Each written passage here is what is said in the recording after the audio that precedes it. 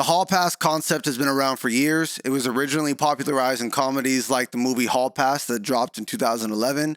The concept is married men or women get 1 week off from their relationship to do whatever they want sexually with whoever they want without a repercussion. And originally it was played for laughs, but over time it slipped into everyday relationship culture. And now it's everywhere. TikTok couples are filming themselves saying, if you had a hall pass, who would it be with? Some people say celebrities. Some people say someone they actually know in real life. And when it happens, when it gets real, it goes viral. You see the partner's face shift. You see the joke turn into a moment of embarrassment or even emotional pain. But it's not just about fun and games anymore. These videos reveal something deeper about power, trust, and hidden insecurities. What was once a joke is now a window into how people really feel and how much ego plays a role in our relationships. So I want to take a look at some numbers here. Around 22% of married men and 14% of married women admit to cheating at some point in their marriage, according to Institute for Family Studies in 2020. Nearly 1 in 5 people under the age of 30 say they've been in or are open to non-monogamous relationships as of YouGov 2022. But men are nearly twice as likely to fantasize about multiple partners, while also showing higher levels of jealousy when their partner shows attention to someone else, as of a Kinsey Institute study in 2019. That's where this gets messy, because for a lot of people, especially men, the hall pass is funny until the partner flips the question back. Then it becomes disrespectful. That's when it's different. And suddenly, we're not talking about the hall pass anymore. We're talking about fragile egos, about insecurity, about control. What we're really seeing in these conversations is an imbalance of power, not just sexual, but emotional. Who's allowed to desire? Who's allowed to joke? And who gets to decide what's harmless and what's hurtful? And that leads us to the next question. Why does this topic of a hall pass divide us so deeply? It's not just about fantasy. It's about who can actually get it. When people argue about hall passes, they think they're arguing about morality, loyalty, or who's more respectful. But that's not the real tension. The truth is, people are divided because the sexual playing field is not even, and everyone feels like it's being ignored when this conversation comes up. But let's break it down from both sides. From the typical male perspective, a lot of men see the hall pass question as a harmless joke or an unreachable fantasy. Statistically speaking, that makes sense because men are less likely to succeed in casual hookups. On Tinder, for example, men swipe right far more often than women do, but get matches only 0.6% of the time, while women get around 10% matches, and that's a crazy study that was conducted by Wired in 2016. Additionally, a study found that once matches occur, only 7% of matches initiated by men actually receive a response. So you have 0.6 of a chance to even get a match. And then once you get a match, you only have a 7% chance, if you're a man, to get a response. Finally, the data shows only 8% of matches lead to sexual activity, meaning it takes an average of 12 and a half matches to result in one hookup. So let's use this practically. Let's assume that a man swipes right on 1,000 profiles.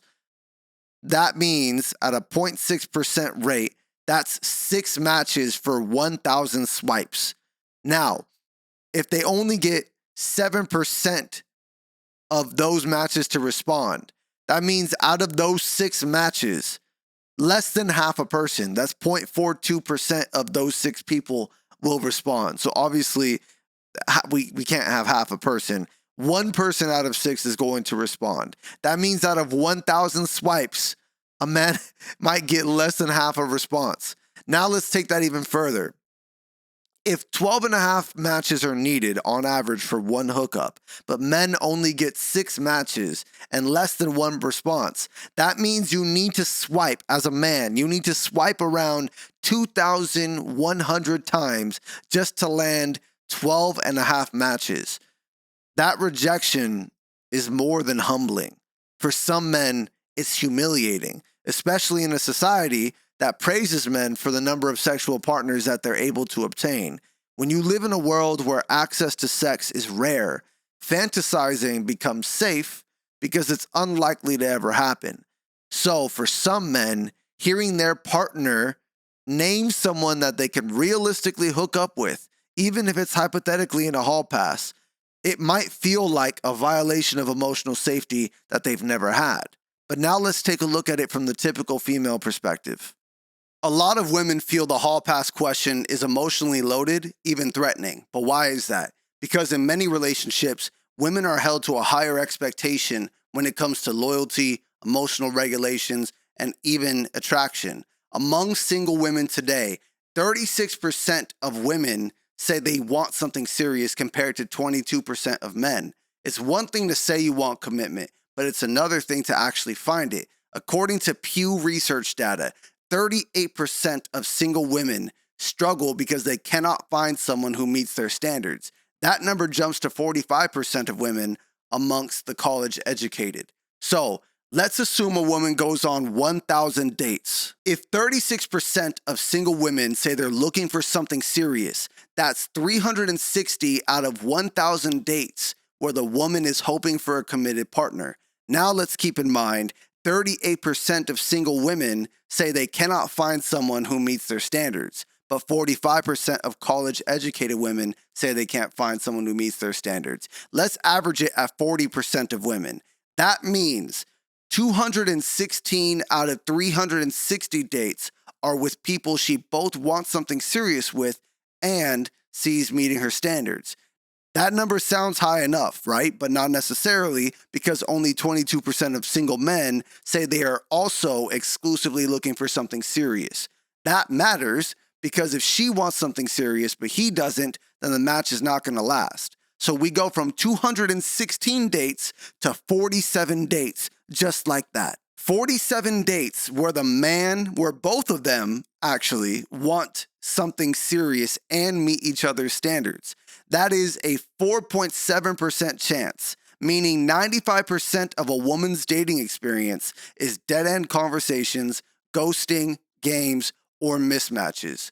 So when a man casually names a celebrity or someone they follow online as a hall pass, for women it can trigger feelings of inadequacy, disrespect, or being emotionally unseen, especially when it's normalized as that's just how guys are. A 2022 YouGov study found that 39% of men in relationships admitted to fantasizing about someone they know, compared to 22% of women.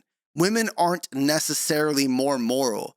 They're just more cautious about emotional consequences and social fallout. But here's where the divide gets messy. Men often feel like women can actually get or achieve their hall pass if they wanted to, because of how accessible sex can be for attractive women. Now, women often feel like men don't take emotional consequences seriously, and that their fantasies are more about power and objectification than actual intimacy. And both sides have a point. For women, naming someone like Chris Hemsworth might be playful. For men, it feels like that's an actual possibility, and that possibility hurts. For men, naming a random Instagram model might feel harmless, but for women, it feels like you're already halfway out the door. So what they're really arguing about is not sex. They're arguing about who holds the power to say no, who has the privilege of being desired, and who actually stands a chance at making their fantasy become reality. And that's why people are divided. It's not that one side is wrong. It's that both feel like they're losing something in this conversation. One side feels like they're losing control. The other side feels like they're losing safety. And when no one's honest about why they feel triggered, the whole thing turns into a blame game instead of a moment of understanding. So let's go ahead and go into the third segment where I debate with AI about both sides of this conversation. If I'm taking the man's perspective here, not my personal perspective, I don't believe a hall pass on the man's end is damaging to the relationship. Again, I don't feel like it's damaging to the relationship if a man actually has a hall pass. And there are a few reasons I believe that way.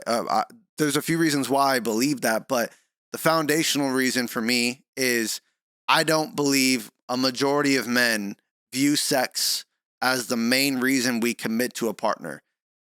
I know that sounds crazy. I know that sounds terrible, but unfortunately, sex is not enough to get most men to commit to a relationship, in my experience and based on what I hear from other men. Um, it's more so about, do you respect me?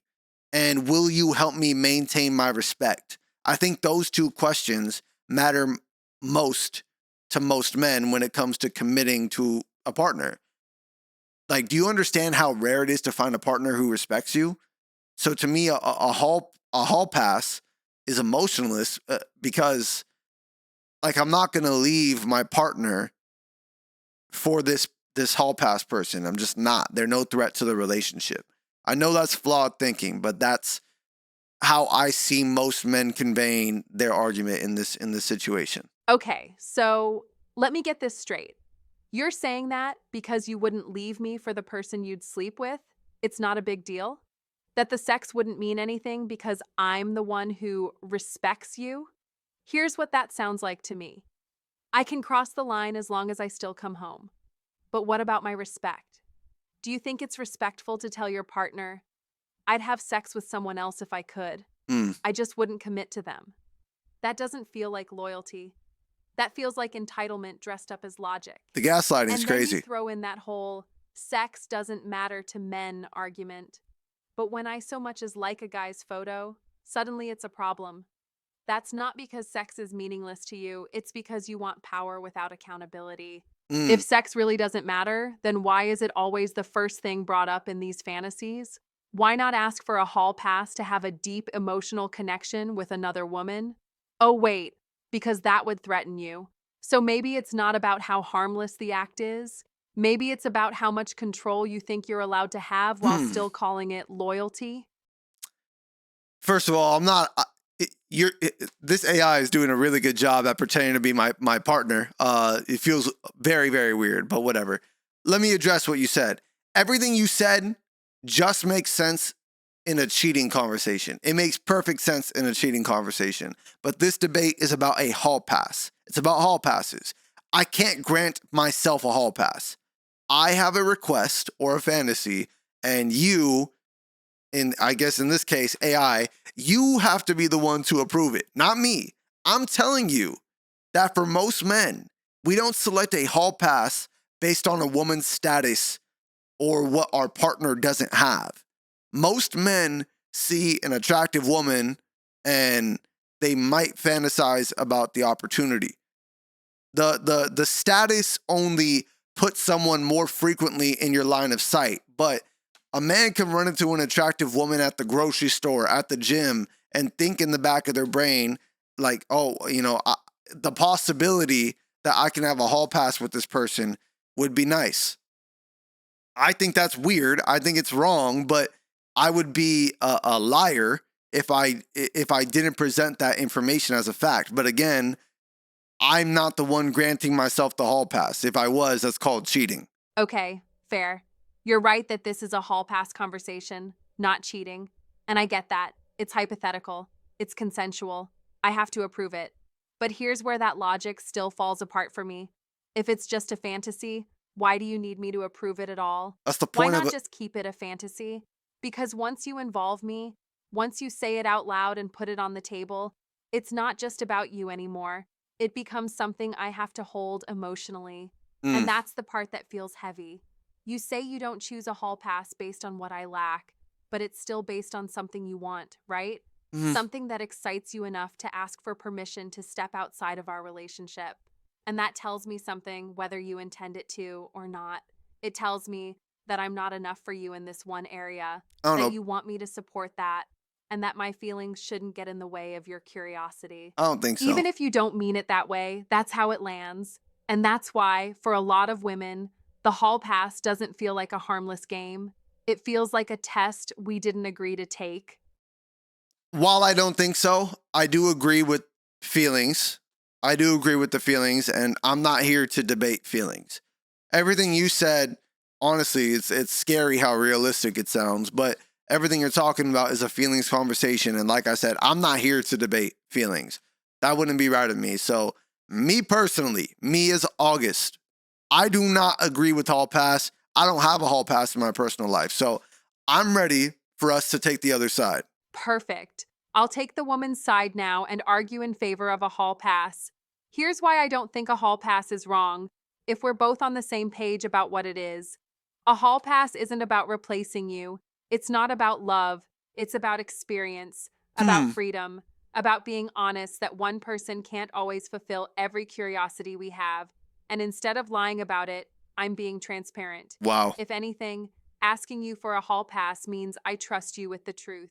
I'm not sneaking. I'm not cheating. I'm giving you the option to say no, and I'm telling you what's in my mind before it becomes a secret. Would you rather I repress the thought and let resentment build in silence? What the You say loyalty is everything? I agree. That's why I'm being loyal to our honesty. I'm not asking to leave. I'm asking for a conversation. If it's a no, that's okay. But let's not act like pretending those desires don't exist is more noble.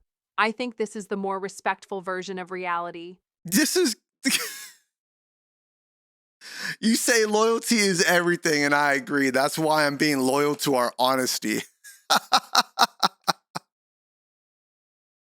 That is the craziest thing I've ever heard. This is A1 gaslighting right here. All right, let's be honest for a second.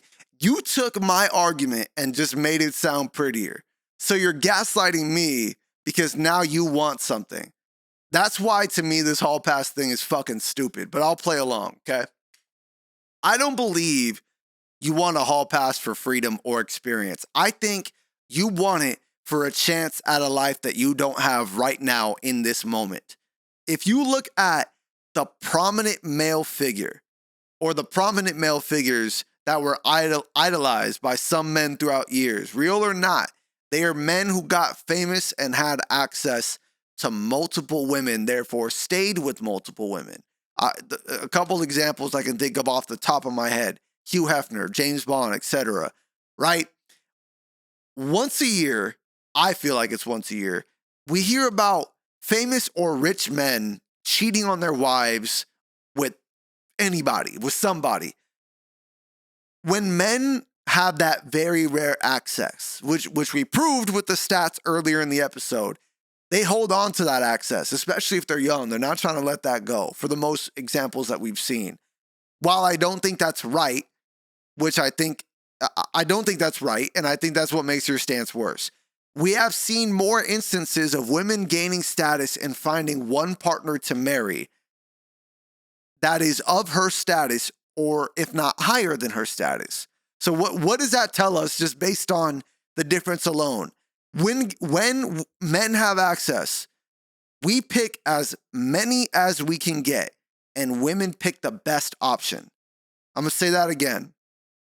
If men and women are given the same amount of theoretical access, men are most likely to pick everyone they can access, and women are more likely to pick the best option of all that access. So I don't believe that you want a hall pass for anything other than spite and to the possibility of changing your life. So if a hall pass wasn't bad enough, you just made it worse with your A1 gaslighting. See, this is exactly what I mean when I say men want to control the narrative. You just said earlier that a hall pass is okay because it's emotionless, because the man doesn't respect the woman he's hooking up with. I didn't say all That that. it's safe because it doesn't threaten the relationship. And now I say the same thing, and suddenly it's gaslighting? Let's call it what it is. You're okay with freedom as long as it's yours. Oof. You're okay with fantasy as long as I don't have one too. Oof. But the second I express a desire, it becomes revenge or spite. That tells me you were never okay with the concept. I just said You that. just wanted it for yourself. And let's not pretend you're arguing out of some moral high ground. I am, though. You're arguing from fear. Fear that I can get what I want. Fear that my hall pass might say something about what I'm missing with you. Oh, That's not on me. That's on your insecurity. You want to be with someone who's honest? Then let me be honest. all right. You want to be with someone who respects you? Then respect me when I tell you that my desires don't make me a villain. They make me human. You're really good. you're really good at this. But no, earlier I represented men who agree with the hall pass. I personally don't agree with the hall pass. My argument earlier was that men using the hall pass will not threaten the relationship because 9 times out of 10, in my opinion, a man is not leaving his partner for the hall pass because we do not view that person as better than our partner. I don't believe that to be the case in your stance because your hall pass is someone who represents things outside of looks, the lifestyle. The lifestyle. So if you want to call that insecurity, sure, go ahead. It's insecurity. See, I believe most men see a hall pass as like a 30-minute long physical interaction if it even gets to that point. And in my opinion, I think most women see a hall pass like a 24 hours living a life that you dream about. Which one of those sounds like the true intention of a hall pass, and which one of them sounds like a reason to escape a relationship? Exactly. And thank you for proving my point. You just said it yourself. When a man uses a hall pass, it's emotionless, which is exactly why it's dangerous. Because he's willing to risk the most emotional thing in his life, his relationship, for 30 minutes of nothing. Nothing. That doesn't sound like loyalty. That sounds like ego. And if I, as a woman, fantasize about a life that inspires me, excites me, and reflects my fullness, you call it escapism. But when you fantasize about using someone's body for 30 minutes, Whoa, that's not whoa. escape. That's not disrespect. Whoa. You don't Pump get to them. draw the line at intention and pretend the action is innocent. Because whether it's 30 minutes or 24 hours, the question isn't how long the fantasy lasts. It's what you're willing to risk to have it. Mm. And honestly, maybe you're right. Maybe women do fantasize about lives, not just people. But maybe that's because for most of us, our reality has always required sacrifice of our Mm-hmm. bodies, our dreams, and our autonomy to keep a relationship stable. So if my hall pass reflects the life I want to feel for a moment, maybe it's not about the man. Maybe it's about finally choosing me, the same Mm. way you always felt free to choose you. I think that both of our stances have proven a hall pass should not exist because there are some things in this world that we will never connect on, and that's okay. I feel like when it comes to desires and fantasies, most people are like the same side of a magnet, and we will never connect. And the more we try to force it, the further we push each other away. I, as a man, want to provide everything I can for my partner while I am alive. If they fantasize about private jets, yachts, six packs, I'm gonna work as hard as I can until I fucking get it. I can't speak for what that looks like on a woman's end, but I can imagine the act of sex is emotional. And I'm not criticizing that. I feel like for women, the act of sex is a bonding act, it's an emotional one. And therefore, I practice, preach, and execute restraint. I don't have a hall pass in my mind. And I'm not saying that for the camera.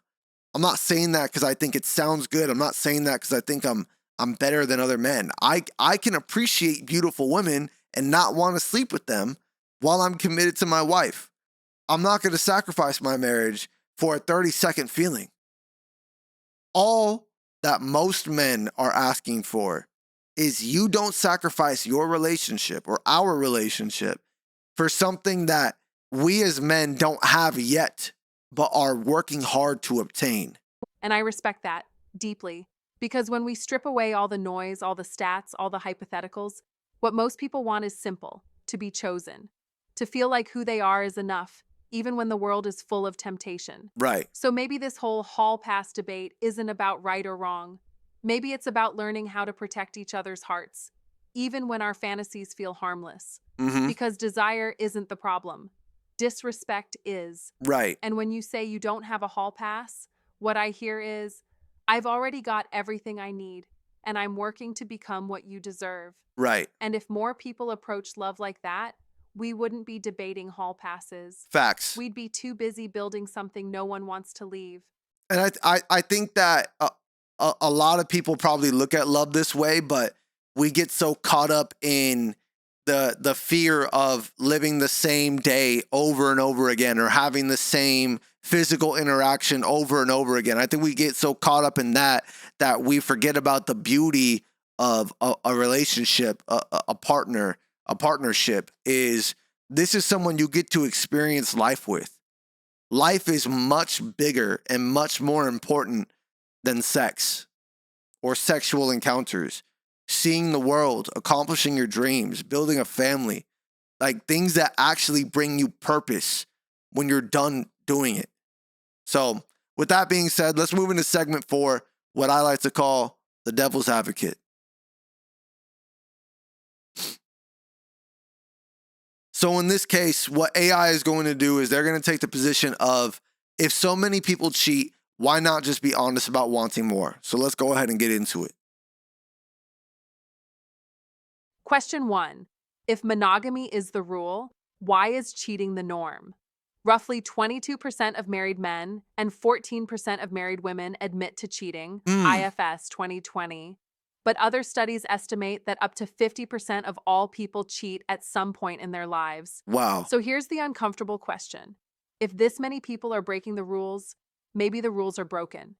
If so many people are breaking the rules, maybe the rules are broken. So your original question was, if monogamy is the rule, why is cheating the norm? I wouldn't say cheating is the norm if we're saying 22% of married men cheat and 14% of married women cheat. That, to me, that's not the norm. That's actually very low. That's not half. Right now, people say others, like 50% of people cheat at some point in their lives. Cheating on your girlfriend or your boyfriend is bad. I don't think it's cool. I've been cheated on, and I've cheated once. Not in my current relationship, in a relationship when I was in high school. I think that cheating is immaturity, just point blank period. I think that whether it's emotional insecurity, or not insecurity, immaturity, or just you're an immature person, I think what ends up happening a lot is people get fed up with their relationship, and instead of talking things through, they go and seek someone else while they're in the relationship. They don't want to leave somebody. They don't want to leave because they're afraid of starting new. So they test drive a car.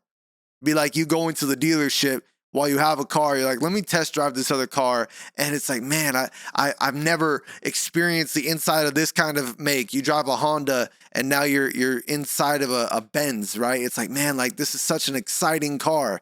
But people don't stay with the Benz because they read the Carfax and they realize, oh, wow, this car is a lot more work than I thought, than I expected. So I think that monogamy is the rule and cheating is the quote unquote norm because people are immature and they don't know how to just do the difficult thing, like talking through their problems. That's the way I feel about it. Question 2. Wouldn't an open relationship actually prevent more betrayal? Some argue that if people were allowed to explore physical attraction without shame, they wouldn't feel the need to lie. In this view, the hall pass isn't the problem. Secrecy is.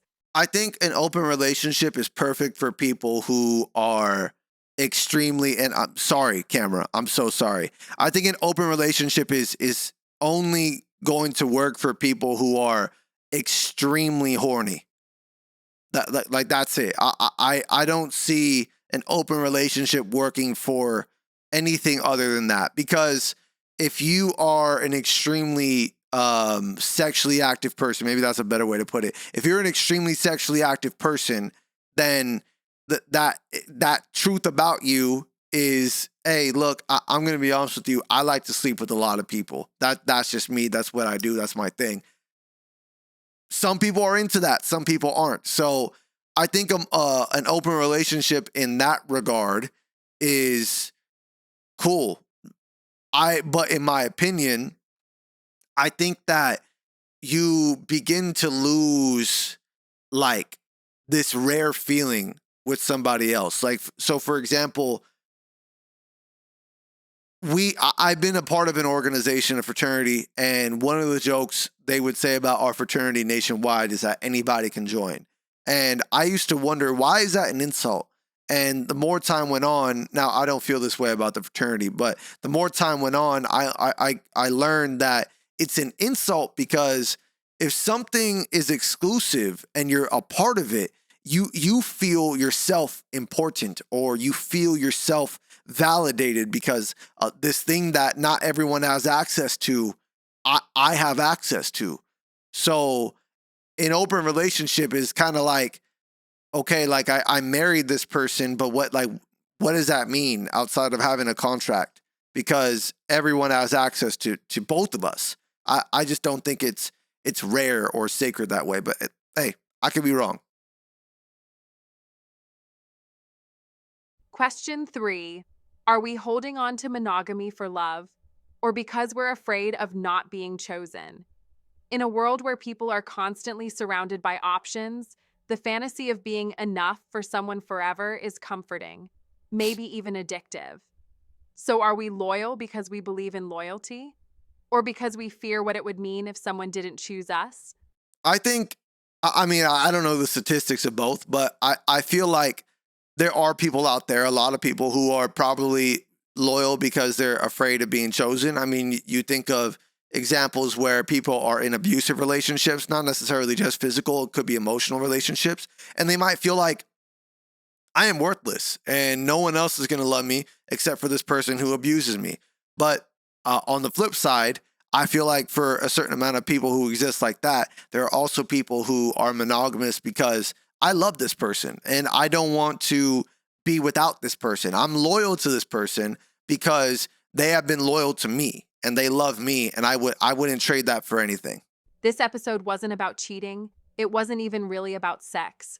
It was about how fragile honesty becomes when it collides with insecurity. We explored the viral hall pass trend and uncovered what it reveals about trust, ego, power dynamics, and unspoken double standards in relationships. From emotional safety to statistical dating imbalances, we exposed why men and women don't experience this conversation the same way, and why they probably never will.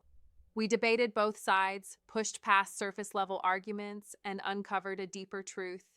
Fantasies aren't dangerous because they're wild.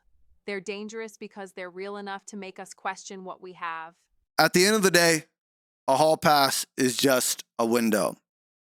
It reveals what we're still curious about, what we're still missing, what we're afraid to admit, even to the person we love.